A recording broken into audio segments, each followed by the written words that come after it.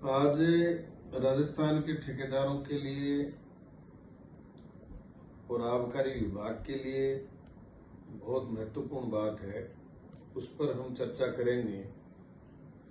पूरे प्रदेश में जो पड़त दुकानें रही थी, उन दुकानों को उठाने के लिए सरकार ने और विभाग ने एक विज्ञप्ति जारी करी कि स्वेच्छा से आप अपनी राशि डाल के और आप दुकान उठा सकते हो। जब स्वेच्छा का शब्द उसमें डाल दिया, इसका मतलब ये तय हो गया कि उस इलाके में जो भी शराब की बिक्री हो रही है, उस हिसाब से ठेकेदार ने अपनी इच्छा के अनुसार उसमें बिडिंग कर दी।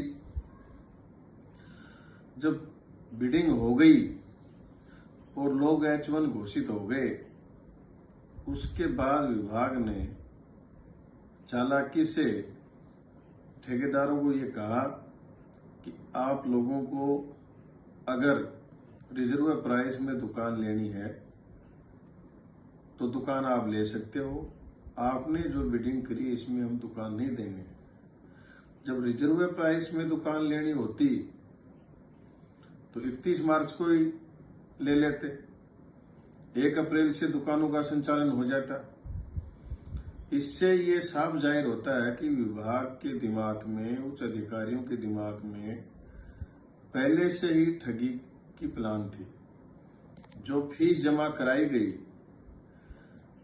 वो आज ठेकेदार दर दर भटक रहे हैं और उनकी जगह दूसरों को बुला के रिजर्व प्राइस में या क्लस्टर बना के ग्रुप बनाए जा रहे हैं।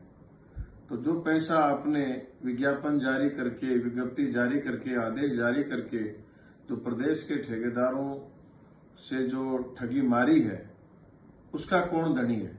किसी भी आबकारी अधिकारी, CI से कोई भी ठेकेदार पूछने जाता है तो वो कह रहे हैं ऊपरी निर्णय होगा। ऊपर निर्णय होगा तो आज मैं ये स्पष्ट कह देना चाहता हूं कि आप बार बार रोज आदेश निकाल रहे हो और ठेकेदारों के साथ जो ठगी आप कर रहे हो, अब हम भी बैठने वाले नहीं हैं। हम बार बार कह रहे थे कि प्रदेश में शराब की मात्रा ज्यादा हो गई, शराब जो बिक रही है उससे दुगुनी आपने गारंटियां उसकी कर दी, सिर्फ कंपनियों को लाभ पहुंचाने के लिए। अगर आप एक्साइज बढ़ाते, BLF को समाप्त करते तो आज प्रदेश में संकट नहीं खड़ा होता। लेकिन आपने सरकार को भी धोखा दिया। मैं अधिकारियों को कहना चाहता हूं, उच्च अधिकारियों को, इनके खिलाफ अभी हम बड़ा प्रदर्शन करके जांच की मांग भी करेंगे। आपने बड़ी बड़ी शराब कंपनियों को लाभ पहुंचाने के लिए अनावश्यक शराब प्रदेश की जनता पर, प्रदेश के ठेकेदारों पर आपने थोप दी है।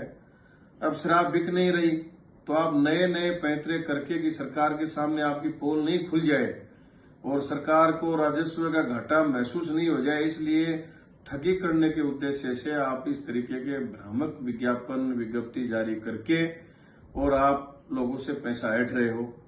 तो मैं आज स्पष्ट कह देना चाहता हूं कि हम न्यायालय का रास्ता तो हम अपनाएंगे, क्योंकि इससे साफ जाहिर हो रहा है कि आपकी नीयत ठीक नहीं थी और ठीक नीयत नहीं थी, इसीलिए आपने पहले इनसे बिडिंग ली और आज बिडिंग से आप मुकर रहे हो।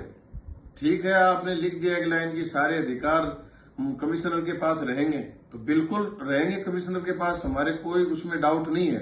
लेकिन कमिश्नर को ये राइट भी नहीं है कि वो ऐसी गुंजाइश छोड़ दे कि आप अपनी इच्छा अनुसार भी भर सकते हो। जब कमिश्नर के दिमाग में ये बात क्लियर थी कि हमें रिजर्व प्राइस से नीचे नहीं देनी, तो फिर ये शब्द लिखने की कहां जरूरत पड़ गई?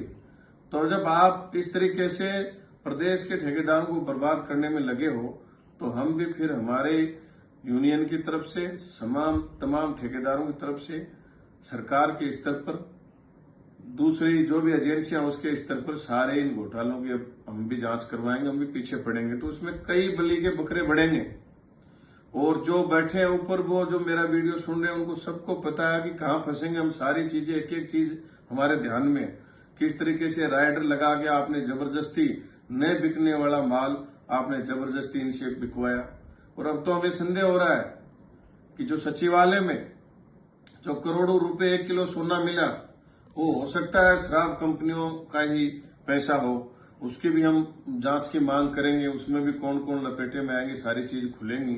लेकिन मैं आज स्पष्ट बता देना चाहता हूं, आप चाहे क्लस्टर बनाओ, चाहे दूसरी पॉलिसी लेके आओ, चाहे नए नए नियम और कानून कायदे लगाओ, चाहे आप ठगी करने के अलग अलग विज्ञापन जारी करो, प्रदेश में शराब की मात्रा डबल हो चुकी है। शराब प्रदेश में नहीं बिकेगी। जिन्होंने रिजर्व प्राइस में रिन्यूअल करा ली थी दुकानें, आज वो भुगत रहे हैं। आज 50%, 40%, 30% शराब गोदाम से लेने के बाद उसी जगह वो कम करके बेच रहे हैं। आपने शराब का अवैध कारोबार पूरे राजस्थान में पनपाया है। इसमें सारे अधिकारी शामिल हैं। जो भी अधिकारी वास्तविक रिपोर्ट ऊपर नहीं दे रहे वो भी इसमें शामिल हैं। और किस तरीके से प्रदेश के ठेकेदार पिछले 4-5 साल से बर्बाद हो गए, उनके कर्जा हो गया, कईयों ने पहले सुसाइड कर लिया, बहुत सी ऐसी स्थितियां आ गई। पीछे भी लोग लड़े थे, कांग्रेस राज में भी लोग लड़े थे, आज भी लोग लड़ रहे हैं। कांग्रेस राज में जब लड़ रहे थे तब बीजेपी के लोग साथ थे, तो ये स्थिति खराब हो गई, तब लोग सड़कों पर लड़ रहे हैं। वरना इतनी पूंजी लगा के, इतने पैसे लगा के कोई आदमी सड़क पर नहीं आना चाहता। जैसी ठेकेदारों पर चीजें थोपी जा रही हैं, वो जितनी लायबिलिटीज उन पे थोपी जा रही है, हर ठेकेदार ने उसको पूरा करने की कोशिश करी है। लेकिन उसके बावजूद भी आप अगर इनको मारने पे लगे हो, तो फिर आप जब एक बिजनेस पार्टनर का, आबकारी का और ठेकेदारों का एक पार्टनरशिप का एक बिजनेस है, जब आबकारी एक तरफा ही सोचे और आंखों पे पट्टी बांध ले, तो फिर हम भी बैठने वाले नहीं हैं। इसलिए मैं आज कहना चाहता हूं इस माध्यम से कमिश्नर साहब को भी, फाइनेंस के जो भी प्रिंसिपल सेक्रेटरी अखिल जी अरोड़ा और सारे इससे जो जुड़े हुए लोग हैं, उन सबको मैं कहना चाहता हूं कि एक बार हमने पहले भी कहा था कि ठेकेदारों के साथ नेगोशिएशन करो, दिक्कत कहाँ आ रही है उसका सोल्यूशन करो। स्थिति ऐसी नहीं है, ये पॉलिसी फेल होगी। आज फेल हो गई। आप मई में, जून में इस पॉलिसी को आप लागू करवाने का प्रयास कर रहे हो, तो क्या स्थिति आप देखो। और फिर भी आप कंपनियों के पक्ष में खड़े हो, कंपनियों की शराब बिके, ठेकेदार मरे, चाहे सरकार मरे, चाहे राजस्व का सरकार को नुकसान हो, चाहे ठेकेदार को नुकसान हो। जब पता है आपको हर साल गारंटियां टूट रही हैं, ठेकेदारों पर पेनल्टियां निकल रही हैं, तो क्यों निकल रही हैं? सब लोग पैसा लगा के धंधा करना चाहते हैं, कमाना चाहते हैं, लेकिन शराब बिक नहीं रही तो जबरदस्ती कहां बेचें? तो ये अब हम भी इसको छोड़ने वाले नहीं हैं। जैसे जिस तरीके से आपने आज ये 8 तारीख को ये झांसा देके लोगों को फंसाया, प्रदेश के ठेकेदारों को, और आज उनकी H1 घोषित होने के बाद उनको दुकानें नहीं दे रहे हो और उनकी राशि हड़पने की जो नीयत है, इसके खिलाफ।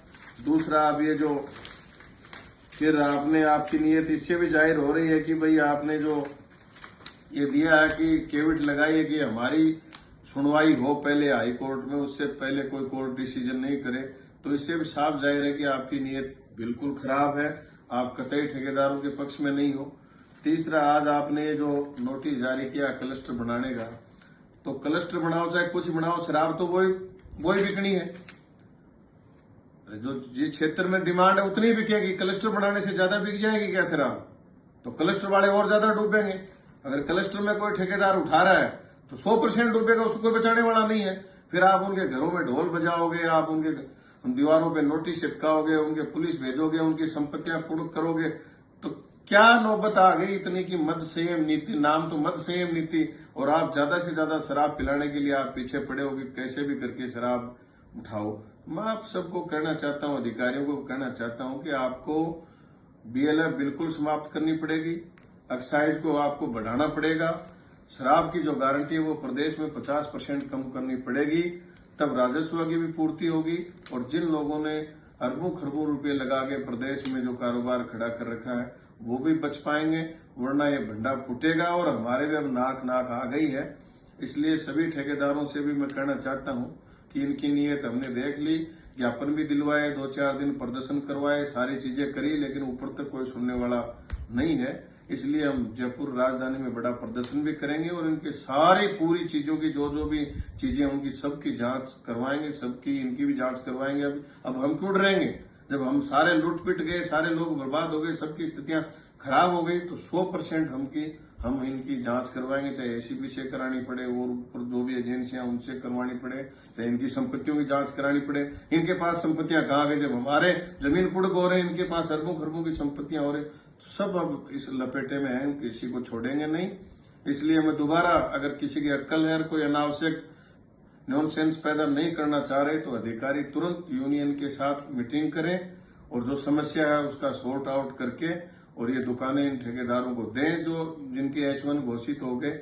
और दोबारा एक बार मैंने सचिवालय में मीटिंग में भी कहा था कि ठेकेदारों की जो दुकानों पे सेल हो रही है उसका सारा हिसाब किताब हर दुकान पर रोज रहता है, उससे आप आंकड़ा जुटा लें कि कितने ठेके, कौन से ठेके पे कितनी शराब बिक रही है। उस हिसाब से अगर गारंटी निर्धारित करोगे तो समाधान हो जाएगा। लेकिन अभी किसी भी अधिकारी की ऐसी नीयत नहीं है, इसलिए सब मरेंगे। और सभी ठेकेदारों से कहना चाहता हूं कि अब इनके पास, इनसे कोई उम्मीद नहीं बची है। जो फंस गए लोग, उनके लिए तो हम अब न्यायालय का, उच्च न्यायालय का दरवाजा खटखटाएंगे, वहां जाएंगे। उम्मीद है कि वहां से हम लोगों को न्याय मिलेगी।